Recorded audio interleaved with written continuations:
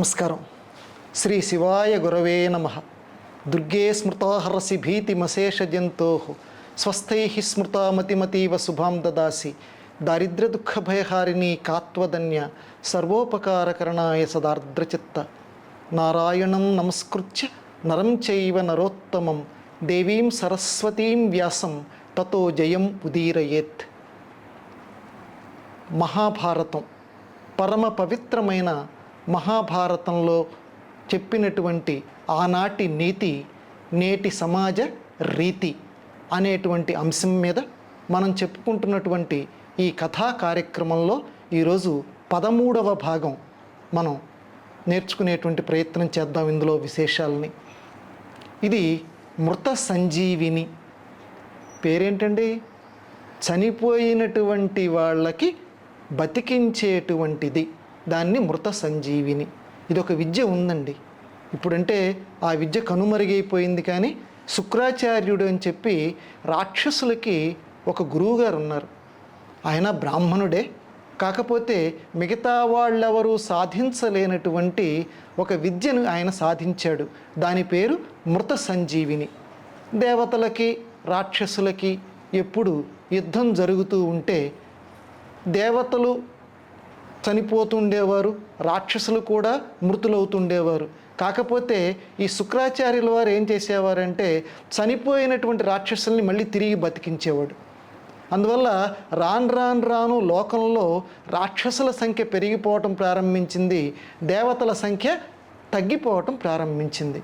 అయ్యో, ఇదేదో చాలా ఇబ్బంది వచ్చేట్టుందిరా అని చెప్పి దేవతలందరూ ఒక సమావేశం పెట్టుకొని మనకి కూడా మృత సంజీవిని విద్య కావాలి.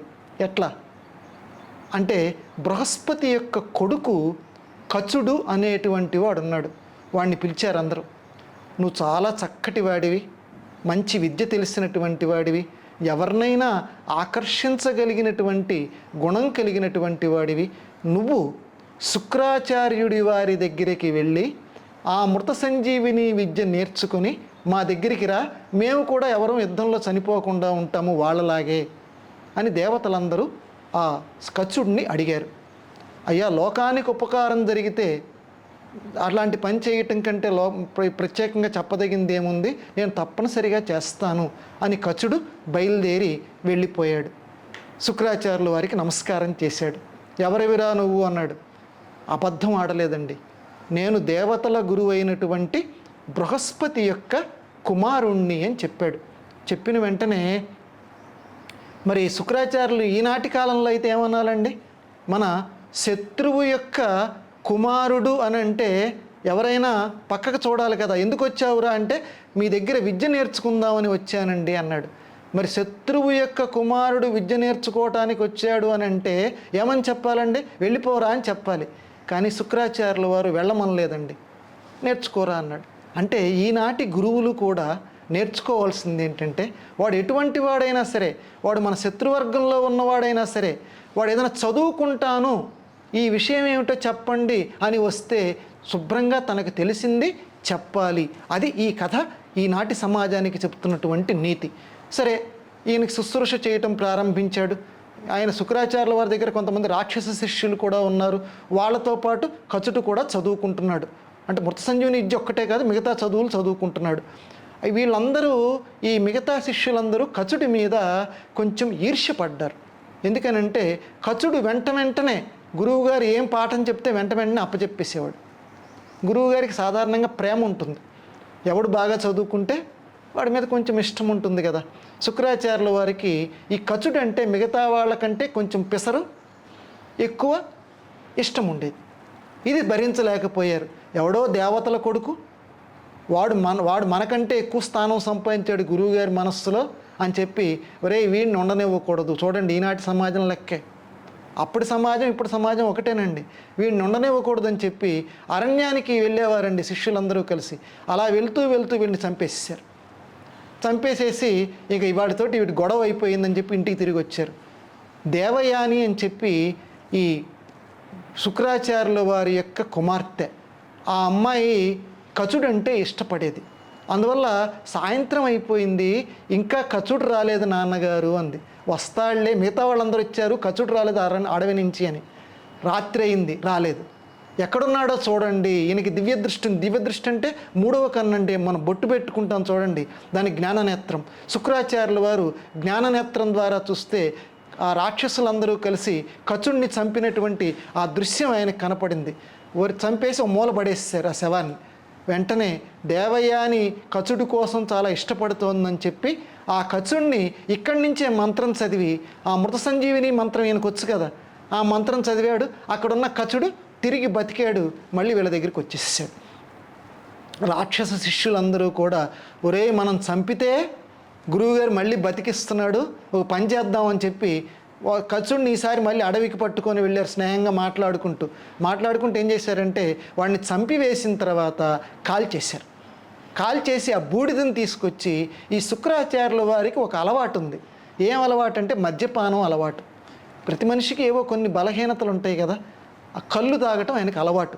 అందువల్ల ఆయనకి తెలియకుండా ఆ కచుడిని చంపినటువంటి బూడిద ఏదైతే ఉన్నదో ఆ బూడిదని ఈ కళ్ళులో కలిపేసి శుక్రాచార్యుల వారికి ఇచ్చారు.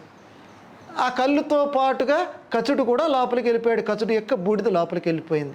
ఇప్పుడు రాక్షసుల యొక్క ఆలోచన ఏంటంటే, బయట ఉంటే బతికిచ్చాడు, లోపల ఉన్న కచుడిని ఇక బతికించడు కదా అనుకున్నారు వాళ్ళు. పాపం రాక్షస శిష్యులు. పాపం దేవయానికి ఇవన్నీ తెలియదు.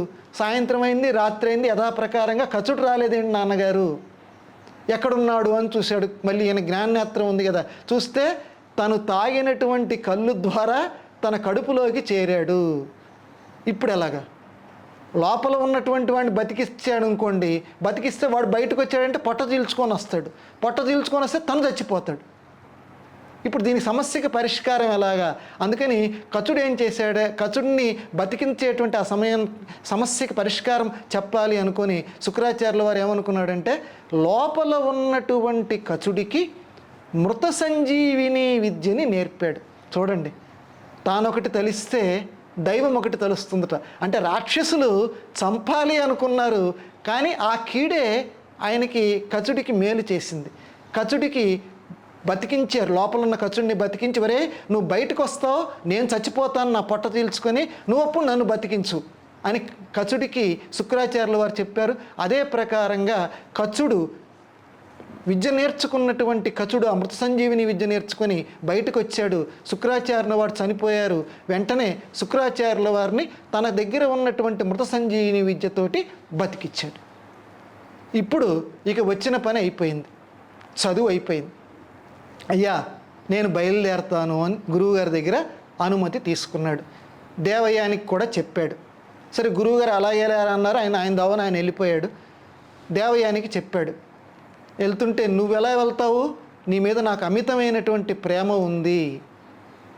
వద్దమ్మా, కడుపులో నుంచి పుట్టాను, మీ నాన్నగారి కడుపులో నుంచి పుట్టానంటే సహోదరులం, నేను నీకు అన్నవరస అవుతాను, కాబట్టి నువ్వు నాకు చెల్లెలివి, ప్రేమ గీమ దోమ ఇలాంటి పదాలు పెట్టుకోవద్దు అని చెప్తే దేవయాని శాపం పెట్టింది. నువ్వు నేర్చుకున్న విద్య నీకు ఉపయోగపడకుండా ఉండుగాక. అంటే మృత సంజీవిని విద్య నేర్చుకున్నావు కదా, ఇది నీకు ఉపయోగపడదు అని శాపం పెడితే వెంటనే కచుడు అన్నాడు, నాకు ఉపయోగపడదు, కానీ నేను ఎవరికి నేర్పానో వాళ్ళకు ఉపయోగపడుతుంది. అయినా శాపం పెట్టడానికి తగినటువంటి కారణం లేకపోయినా నన్ను శాపం పెట్టావు కాబట్టి నువ్వు బ్రాహ్మణ స్త్రీవి, నిన్ను బ్రాహ్మణుడు పెళ్లి చేసుకోకుండా ఉండుగాక అని కచుడు దేవయానికి తిరిగి శాపం పెట్టాడు. ఇది ఈ మృత సంజీవిని కథ. ఈ కథలో మనం తెలుసుకోవాల్సింది ఏంటంటే, ఈనాటి సమాజంలో మనం తెలుసుకోవాల్సింది, సమాజంలో ఉన్నటువంటి మనము ఎవరి మీద ఈర్ష్యాశీయులు గురువులనేటువంటి వాళ్ళకి ఉండకూడదు. ఎవరికైనా విద్య నేర్పాలి. అలాగే తొందరపడి ఎవరిని కూడా మనం కీడు చేయాలని చూడకూడదు. భగవంతుడు వారికి మేలే ఇంకొక రకంగా చేస్తాడు. ఇది ఈనాటి సమాజంలో కూడా మనందరం గ్రహించవలసినటువంటి నీతి. స్వస్తి.